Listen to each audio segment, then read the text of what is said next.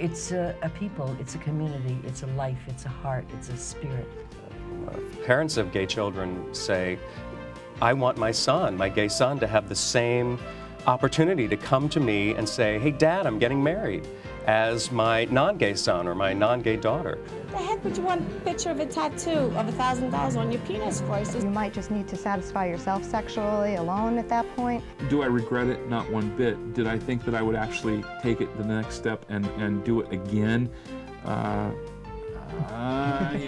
And what goes into their life, how they handle it. There are 12 houses, and each one of those houses has a particular function. Look into yourself, think about it, and just be whoever it is that speaks to you.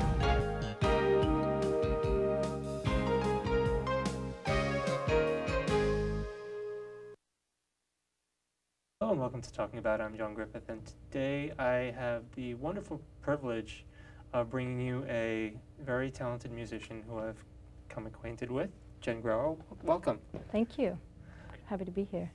So, well, I guess the best place to start is at the beginning. When did you first realize that you had this musical voice inside you that was yearning to come out? Oh, let's see. I think I always just had a natural desire to sing. And I think actually the story goes back to my grandmother. I was actually born in Venezuela. And when I was born, I was this little baby, and she looked at my hands and she said, look how long her fingers are. I'm going to buy her a piano. And so when I was 8, she bought me a piano and paid for my lessons. So I really started singing and playing piano at 8 years old. Was it between you and the piano, was that love at first sight, or was there a little... It was love at first sight. It was, I think, my first true love. I just loved it. I remember coming home after school and putting my homework aside and just playing my little Beethoven sonatas and just always just jumping into it and asking my teacher to give me more songs to learn, and I always loved practicing and playing and performing. Okay. And performing publicly? I didn't actually start performing with a band until college. I went to Cornell University, where I ended up meeting a whole bunch of musicians, and we formed a band called the Crooners, which was following in the tradition of street buskers. Okay. So we formed this band, and it was really set with the intention of going over to Europe and to Paris any chance we could, all our spring breaks, and we spent our summers over there. But we got our start really playing at the local farmers market in Ithaca, upstate. Okay, and was that the reaction, your first reaction to an audience? How did that make you feel? My first reaction, I always loved it. I always felt very comfortable on stage. I started playing with my friends, so it was always a good time, and it was more just about bringing people together and bringing all of our friends out to the local bar, to the farmers market on the weekend. So it it was a social event for us, and it was a way to have a good time and bring people together. So performing for me was always a fun thing. But I mean, through it all, with the Crooners, you set out a goal and you achieved it. I mean, just the bouncing back between the U.S. and Europe. I mean, not many people would be driven enough to make that a reality. We were pretty excited about the project. We had a washtub bass player, which was really the leader of our band, and he had gone over to Paris when he was studying, and he shot a short documentary about American street musicians in Paris. So he came back with this film for his film class, and he showed it to us, and he's like, guys, I have a project for us to do. And as soon as we saw that it was in black and white, it was really beautiful. It really just brought the spirit of the busker to us, in our little apartment upstate. So we just got on board, and we were pretty determined, but it just all happened pretty naturally, how we just picked up and went and developed this lifestyle and a fan base, and kind of in both continents, where it was almost like we were growing these families of fans and people we had come in close contact with along our travels. That's amazing that it seemed to flow so naturally. Yeah. I felt like we were on this big bohemian adventure. We'd be in Copenhagen and we'd meet someone that saw us play in Germany, and then we'd be in Central Park and we'd run into someone that saw us play in Paris. So it just brought the world, it made it really small and diverse and multicultural, and just made traveling to foreign countries a lot more comfortable and familiar. Yeah, but I mean, just talking to you, I can see that in you, and I can see how that would be the kind of flow of your lifestyle, and it just seems like such an amazingly natural fit. Thank you. Yeah, it's been fun. Actually, I just learned this story recently, but my great-grandmother, who I'm named after, her name is Grandma Jennie, and she always dreamed of being a famous actress or singer. She was this little Jewish girl that grew up in Russia, and at 16 years old, she got in touch with her rich uncle in the United States, and he sponsored her and brought her over on a boat to pursue this dream of being a singer. But she never made it as a singer. She worked in a factory and she lived in the Lower East Side, and never actually fulfilled that dream, but it's kind of nice to follow in that tradition and trace my roots back to her, who I'm named after. Okay, yeah, so it all happens and it all fits together. Exactly. And it's just really nice. So, so what was the next step on your journey from? The next step was, well, after graduating from school, we moved to Paris and we lived there for that summer. And I just had this moment driving through the south of France, and our car had broken down and we had no money, and I was in the back seat with all these instruments, and I just remember we pulled off to the side of the road, and and I woke up from sleeping. We'd been driving for hours, and I'm like, what are we doing? And they just say, our car broke down, we're gonna sleep here. Pulled off, I'm like, what would my parents think if they found out? And I just remember staying up all night, and it was like those turning points you have in your youth or in life, and I just decided, I'm like, I'm coming back to New York, I'm gonna get a job. I really wanted to pursue my own music, write my own material, so that was really the next step. So I got on a plane and came back to New York, where I am now, and started working on this new project. Okay, and the new project is called? So the new project is called the Hambone Jennie Trio, and it's all original material, which is really exciting. It's the first time I'm performing songs that I wrote myself. They're like blues and jazz-inspired piano ballads, and I brought on a fiddle player, an amazing fiddle player named Clarence Ferrari, and a cello player named Ruben. I'm really excited to be playing with them, and so we have our trio, and it's me on the piano, and I sing, and they play the strings, and it's really, I think, a beautiful sound, because I love strings. I've never played with them before, so we're, you know, we've started performing, and we've just been arranging these songs and seeing where this new path takes us. Right, and in a little while you're going to give us a little taste of that. Well, just in the process of this project, what sort of growth have you seen within yourself and your own talents, just working this out?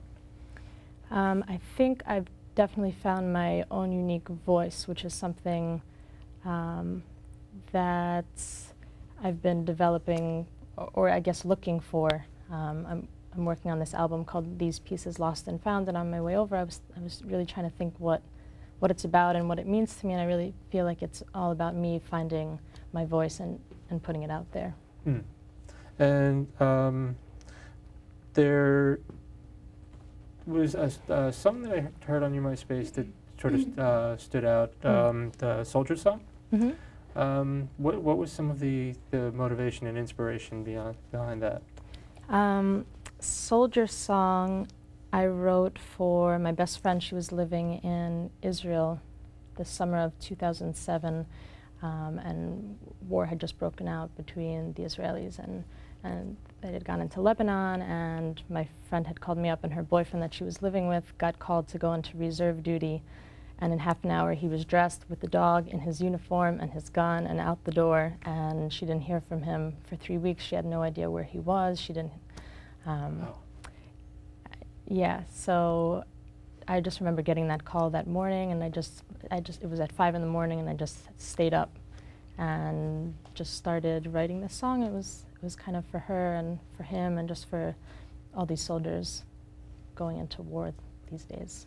Yeah, I envy the fact that you have the ability to have that sort of creative release. Yeah, just the artistic release of turning your thoughts and feelings and emotions into song, and yeah, having just putting it out there for people to hear and exposing that within yourself. I mean, I admire that so much in so many of my guests, and this song especially. How has it been received? It's been received really well. I've gotten a lot of really positive feedback, and different people involved in film interested in using the song, and every time I play it, I get requests. Well, before I start a show, I always get requests for the song, so it feels good to have a song that feels really close to my heart and that's meaningful to me be well received. And actually, I'm in the process of working on a documentary about wounded Israeli soldiers. I was in a film class at the time that I was writing this song, and it was kind of one of those projects that the music and the film and production all converged, so it became the theme song to this documentary I'm working on, and it just fit really well. It really spoke to what was going on and to the project. Again, yeah, it's just everything, just it's just I can see it all around you, just how everything just moves along with a definite pattern yet free, and I like that. Thank you. If people want to learn a little bit more about you, where can they find that information? The best place would be my MySpace page. Okay. And it's myspace.com/HamboneJG. Okay. Hambone is it's just been my band name since the crooner days, so so that's the best place, and you can find out my upcoming shows there, and I post pictures and some poems that I write when I feel inspired. Okay, well, there's a link to that on our webpage, www.talkingabout.info. Along this show is going to be archived there, as well as more than 100 others. So, you know, after you see the performance here, and you want to go back into the page and see and hear it again, it's going to be posted there. So you should definitely take a look at that, and this way people can see and hear you over and over, and check out your MySpace, definitely. What's the origin of the Hambone Jennie name? The Hambone Jennie name, it's a funny, silly backstory, but when I was really young and I would go to my grandparents' house, my grandfather would always put me on his lap and be like, "Do you know what Hambone is?" And just break into this like old, you know, I don't even know where it's from, but I guess when we had one of our first crooners rehearsals, we were all joking around, and I broke into that, and one of my guy friends just coined the name. It was one of those times where someone says the name and it just sticks forever. And so I've always kept it, and I kind of like it. Yeah, well, I mean, of any names to throw and have it stick, that's a good one. There are some worse ones out there that I've been called. I'll take it. So the album project is going to be out late 2008, early 2009? I would say I'm shooting to record in the spring of '09. Okay, so mid '09. Mid '09. Okay, something. I have actually an EP that I released of 6 songs that are part of what will eventually be the greater project. Fuller album. But when I started performing, I was doing a lot of home recordings, and I just wanted, the quality was decent enough to put together and burn and get out there. And just put out there. It's just good to start putting them out there. Okay. Well, once it's released, what do you say? When you come back a year and a half from now, after the album's been out for a while, right? What do you want to be able to tell me? Oh, that's a good question. A year and a half from now, I would like to be playing with a full ensemble. I'd really like to bring in a French horn player, maybe a trumpet player down the road. I'm really excited about the prospect of bringing in a small children's choir and giving children a voice and having them sing some harmonies and writing some parts for them. So I guess in a year and a half, I'd really like to have a completed album and recognition for it and a full ensemble that I'm playing with regularly. Well, from what I heard of it, which is available on your MySpace page, the MySpace page is again? myspace.com/HamboneJG. Okay, and again, there's a link to that on the www.talkingabout.info site.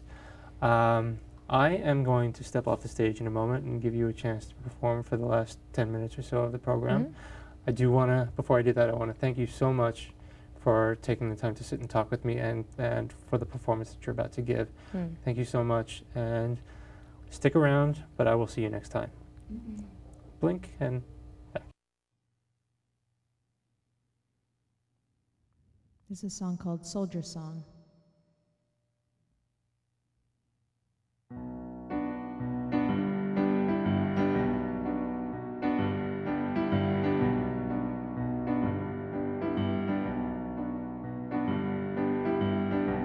There's a tired soldier who's been marching on for miles. He is born from denial and he keeps on getting colder. There's a tired soldier and he wants to be a man, so he's doing what he can, but he wishes he were bolder, wishes he were bolder. There's something beside his country that is burning deep inside him, but he's learning how to fight it. Send my love to the brave hearted. Do you know how this started? I don't know how this started. All I know, there's a tired soldier and he's thinking of other days. He is dreaming of other ways to be young and growing older.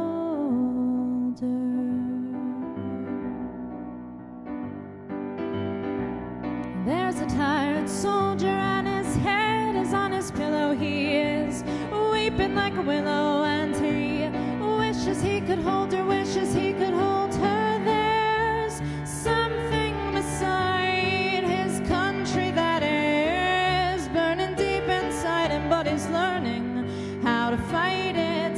Send my love to the brave hearted. Do you know how this started? I don't know how this started. All I know, there's a tired soldier and he wishes he were brave, but he's feeling like a slave and he wishes it were over.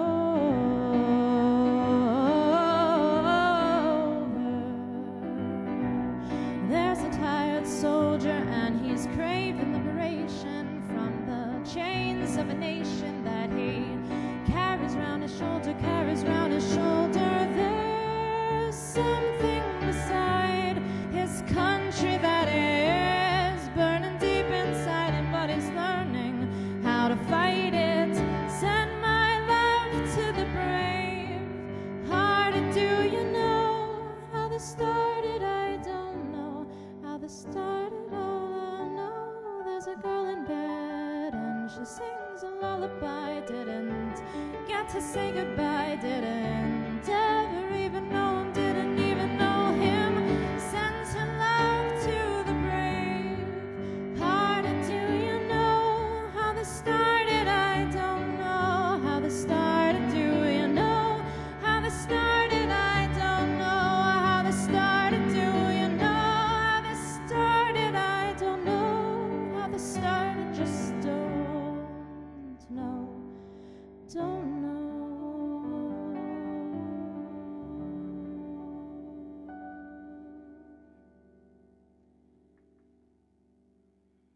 Thank you. That was Soldier Song. This next song I wrote is called A Million Fires.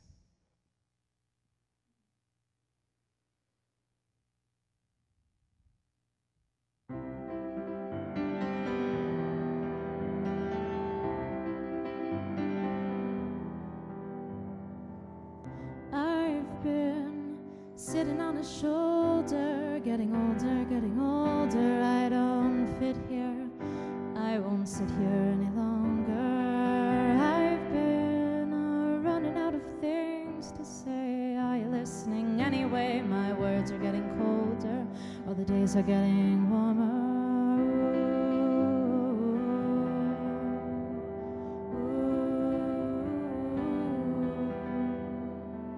You've been caught up in another girl, brought up in another world. I'm getting lonely, thinking that you were the only one for me.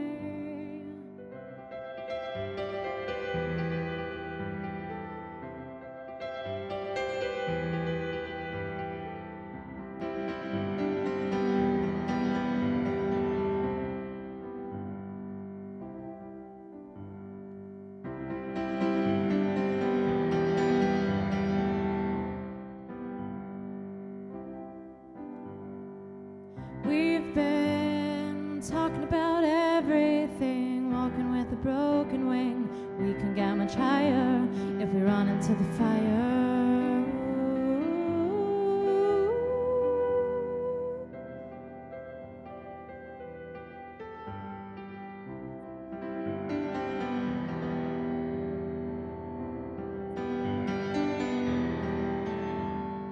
Run into the fire with me, run into the fire with me, run into the fire with me, run into the fire with me.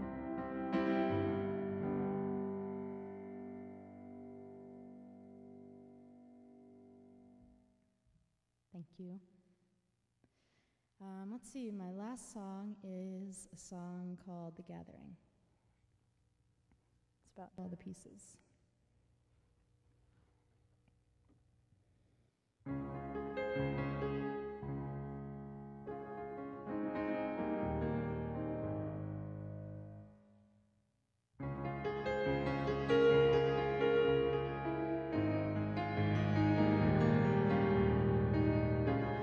I've been waiting for the weather to change. Time is fading and I'm caught in a cage. Set me free like the bird feathers behind.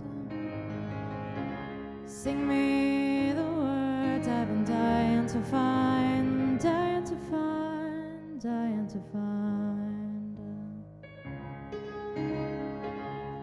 I've been thinking that I'm not very strong.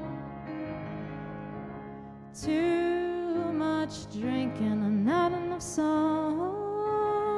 Set me free from the thoughts that I keep on rewind. Tell me your secret and I'll tell you mine. I'll tell you mine. I'll tell you mine. There's a green window by the water. It makes me think of songs unwritten.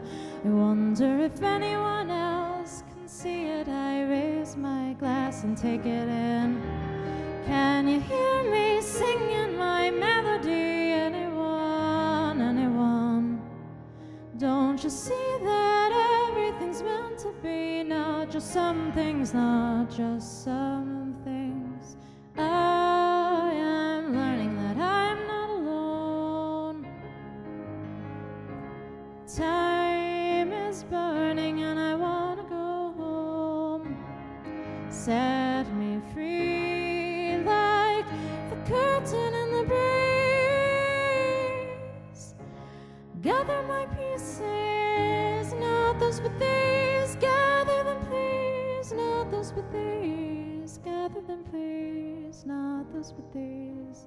Gather them please, not those but these.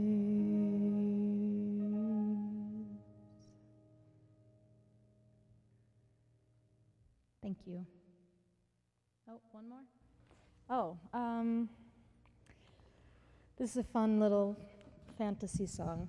It's about a love triangle, and it's called Song Unsung. It's one of my favorite songs. even though it's unsung.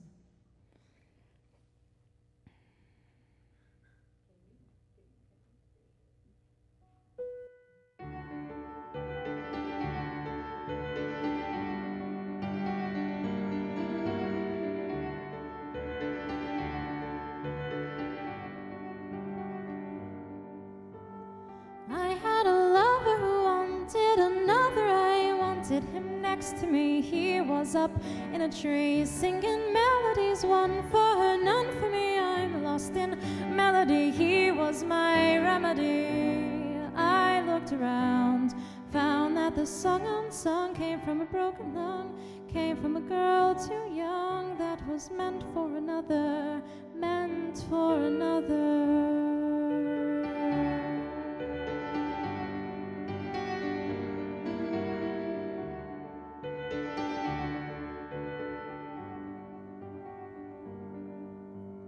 He had a friend, she was there till the end. He was willing to bend, waiting for when she would open her heart for him, hoping that on a whim she'd appear with a song for his ear. But when he looked around, found that the song above wasn't a song of love meant for him. Song of love, can it be meant for another, meant for another?